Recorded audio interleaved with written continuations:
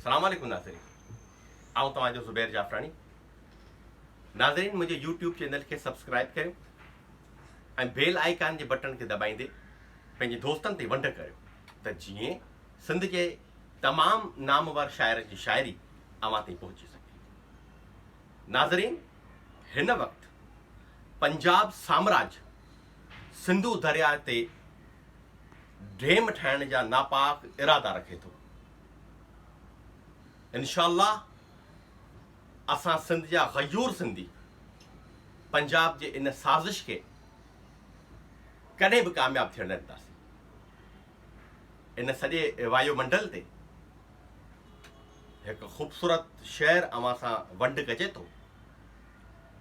शाइर चए थो त उञारूं था आबले महराण जे त कप ते,